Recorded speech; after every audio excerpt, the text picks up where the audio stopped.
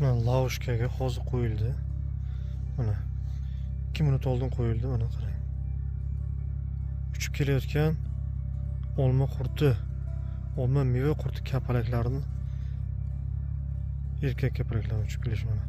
Mana bu yerda uchib yurganlar mana. O'zimdan tushib kelyapti mana. Bu degani juda ham ko'p degani. Buni qarang. Buni qarang mana. Mana shu hammasi olma kapalaklari. Ichkarida mana tushgan mana, tushganlar mana. Hozir tushganlar. Buni qarang. Mana.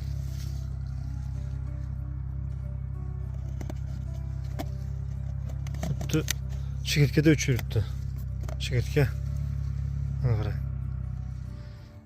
Assalomu alaykum. Bu yil hozir mana yuqoridagi videodan ko'rgan bo'lsangiz kerak.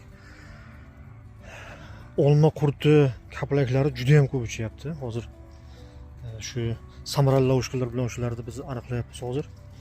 O'sha uchun hozirda men o'shani keyin ko'rgandan keyin aytdimki, demak, bunga juda yaxshi yechim kerak. Va ko'pchilikka foydali bo'ladigan, yechim bo'ladigan tavsiyalar berish maqsadida men o'sha olma qurtini qarshi kurash, to'liq qarshi kurash bo'yicha batafsil qo'llanma, bir 2-3 varaqlik to'liq batafsil matematikaga bog'liqda bu qo'llanma yaratdik. Qo'llanma ishlab chiqdik. Endi bu o'zimiz yaratdik desak noto'g'ri bo'lar.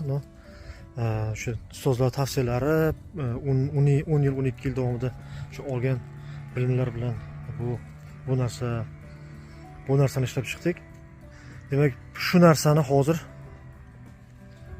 to'liq sizlarga ulashaman. Buning uchun demak hammasi haqida ma'lumotlar, demak, umuman og'zaki bo'lmasin, to'liq matematika qanaqa olma keldi, olma qurtini o'sha qarshi kurash bo'yicha batafsil o'sha matematik hisob-kitoblarga asoslangan, ya'ni hisob-kitob bilan, buni bilasiz, hamma narsa hisob-kitob bilanda, hisob-kitob bilan asoslangan usulda qarshi kurash, umuman inshaalloh tushirmaslik mevaga, shu bo'yicha strategiya qilib chiqqanman. O'sha yaratgan, tajribadan o'tgan va ishlaydigan strategiyani sizlarga ulashaman. Faqatgina bitta narsa bo'ladi, bu katta ma'lumot bo'lgani uchun, demak, Telegram kanalimga tashlab qo'yaman. Telegram kanalida shu yerda nimasi chiqadi, to'liq demak link chiqadi. Shu linkka a'zo bo'lsalaringiz, shu Telegram kanalda yoki o'sha izohlarda birinchi qismida yozib qo'yaman. Demak, izohlarga kirsangizlar ham to'liq o'sha kommentariyada to'liq bo'ladi bu narsa. O'sha narsa bilan ishlab inshaalloh to'liq qarshi kurashingiz mumkin. Shuni bir narsa aytib qo'yishim kerak. Bu narsa tajribadan o'tgan va olma qurtini agar kapalaklardan birinchi avlodini yo'qotsangiz, agar o'sha o'tkazib yuborsangiz, yo'qotmasa o'tkazib yuborsangiz, agar birinchi avlodiga bilmasin, shu avlod bor. Demak, 3-4 ta avlod beradi u.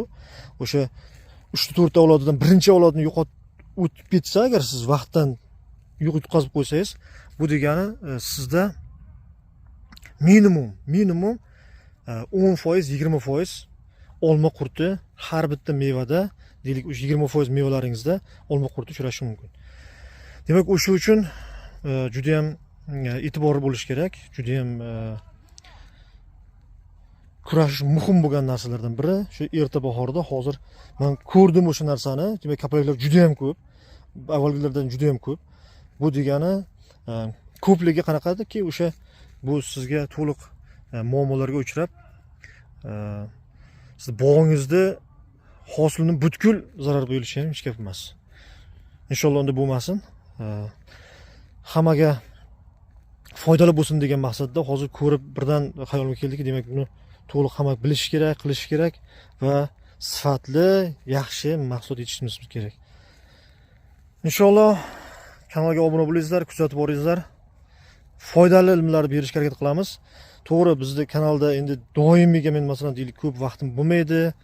Doimiy ish jarayonida bo'lamiz, bog'larda bo'lamiz, doim amaliyotda, har doim ishda va o'qishda, ishlab chiqarishda bo'lamiz. Shuning uchun biz vaqtimiz kam, shuning uchun kamroq video chiqaramiz. Qo'llab-quvvatlasangiz, inshaalloh, ya'ni mevalar foydali bo'lgan bog'lar haqida, mevalar haqida videolar ko'paytiramiz degan umiddaman.